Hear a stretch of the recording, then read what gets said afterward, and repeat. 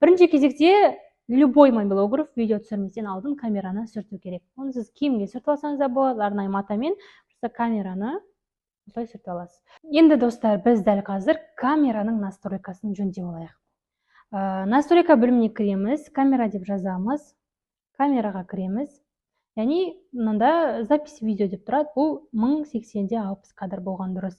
Яғни сіз 1080-де 60 кадрға қоясыз, 1 секундта 60 кадр жасайды деген сөз. Және де 4К 60 кадр деген бар, бұны да қойсаңыз болады.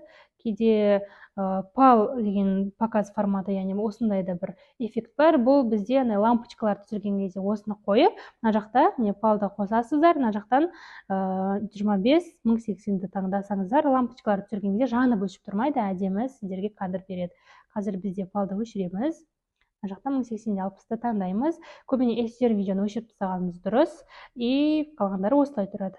Дальше запись замедленный видеоға кіреміз.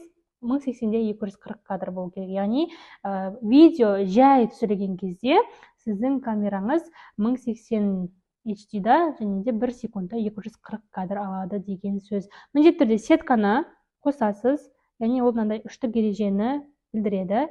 Осы настройка бөліміне үштік ережені қосқаннан кейін бұл нәрсені қалай қолданамыз? Үштік ереже бізге эффект береді қандай, яғни сіздің кадрыңыз тура тұрма, қисайып кеткен жоқ па, сіз алайындап жатқан объект нормальный ортада ма, шетте ма, қисық па, тура ма, яғни горизонтқа сай ма, соның барлығын көрсетіп отырады. Мысалы, кейбіреуіміз былай түсіре саламыз, бірақ суретіміз қисық, мүлдем сай келмейді. Ал үштік ережемен түсірген кезде сіз мысалы мына нәрсенің мынау астындағы сызықпен сәйкес келіп тұрғанын білесіз, және мына тұрған сызықтардың тура екеуі де бірдей размерде тұрғанын білесіз, солай суретке түсіресіз мысалы.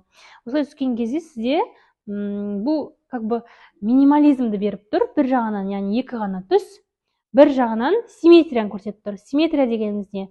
Ортада объект тұр, ол объекттің мына жағы да бірдей, оның мына жағы да бірдей деген сөз. Симметрия туралы бізде Apple-дың минимализм деген сияқты түрлі аккаунттарды қарайтын болсақ, ол жерде өте үлкен бір пример берілген. Оларды сіздерге қазір көрсетемін скриншоттармен. Қараңыздар, сол сияқты примерлер арқылы үлкен бір локацияларды түсірген кезде осы нәрсені қолданамыз. Негізінде түсіру техникасы гусиный шагтан басталады. Яғни гусиный шаг деген телефонды екі қолды аламыз. Прям екі қолдың ортасына алақанға телефонды қоямыз. И міне осылай қиғаш екі қолды бір-біріне қосамыз. Мына қол былай ұсталған кезде сіздің қолыңыз стабилизатор. Бүйтіп түсірсеңіз де, мына қол стабильно түсіреді. Дальше осылай ұстап аламыз. Бұл бастапқы кезде, потом сіз бұған үйренген кезде қолыңыз уже бүйтіп ұстаған кезде де күшті түсіре беретін болады. И екі аяқ тұр. Міне, екі аяқ. Екі аяқты бөгеміз. Міне, осылай. И шаг жасаймыз, жаймен, мынандай шаг емес, миттай шаг емес, средний кәдімгі жүріп жатқан кезде адам қалай жүреді, солай шаг. Сәл бөлеміз. 1, 2, 3, 4. Мына видеоны деп түсірген кезде ол бүйтіп кетеді. Ал енді оны стабильно түсірген кезде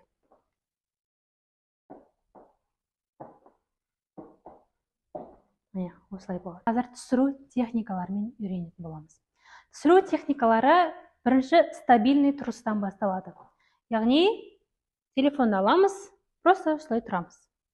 Стабильный тұрған кезде объект қозғалуы мүмкін, не болмасам, объектте бір моменттер, бір ситуациялар болып жатуы мүмкін, объект движение жасап жатуы мүмкін, не болмасам, ол да стабильный тұруы мүмкін. Алға.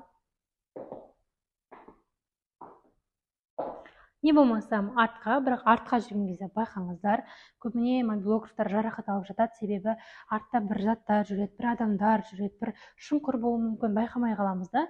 Сондықтан артқа жүрген кезде абай болыңыздар. Артқа жүреміз. Қарай, былай. Дәл солай, солға қарай. Видео түсіріп кезде осы заттан шығуға болады. Түсіріп баратасында былай шығасың. Енді достар, бізде келесі план. Объектті біз полный рост түсіретін болсақ, бұл бізде общий план. Бұл 1х-пен тура осы жерде тұрып енді сіздер ерініп 3х-пен түсіремін десеңіздер, мынау бізде уже средний план. Ал енді біз өзіміз жақындап түсірейік. Мен полный бір общий рост алдым, міне. Бұл аяқтан басқа дейін. Ал енді тізеден басқа дейін түсіретін болсам, бұл менде средний план болады. Не болмасам, белден басқа дейін түсіретін болсам, бұл менде средний план болады. Енді маған қараймыз.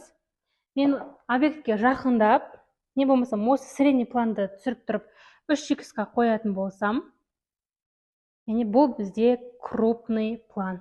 Яғни көкірек тұсынан бастап, басқа дейін, бастан, осы бастың мойнынан басқа дейін, яғни бізде бұл крупный план.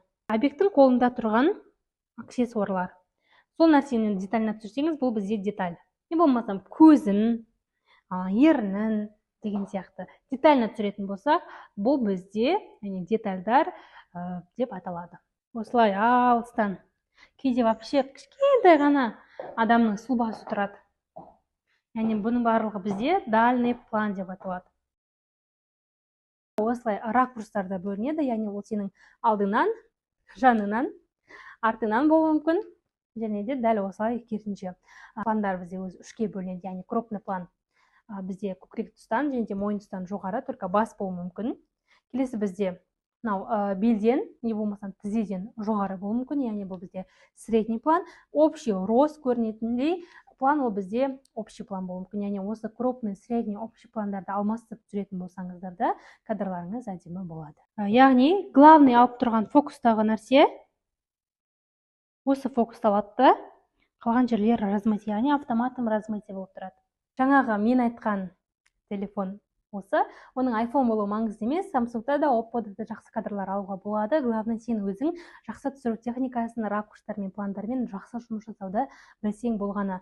Қолымда екінші бізде петличка. Осы петличка арқылы сен өзің качественный звук шығара аласың. Яғни бұл петличка келген звуктарды қабылдайды, ал арттағы керек емес звуктардың барлығын өшіріп тастайтын болады. Үшінші бізде керек бұл штатив. Штативке телефонды орнату арқылы стабильный кадрды ала аласың, және де оны телефонды былай орнатып қойсан, сен өзіңді де жақсылап түсіре берсең болады.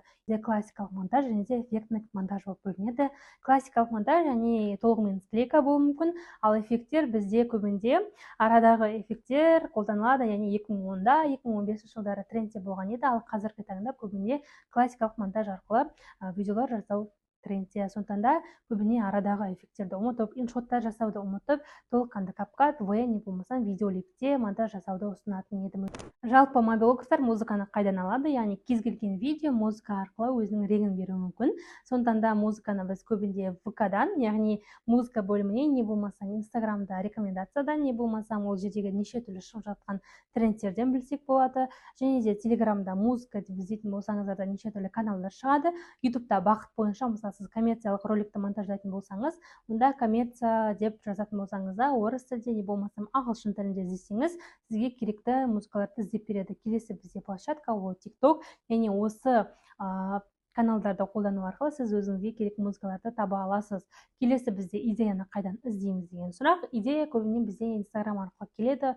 Инстаграмда сіздің рекомендацияңыз тап-таза әдемі идея алып келетін рекомендация бөлімі болу үшін өзіңіз тура сондай аккаунттарға лайк басып коммент қалдыруды ұсынатын едім. Сонымен қатар YouTube, Pinterest және де TikTok каналдары арқылы өзіңізге қажетті идеяларды таба алатын боласыз.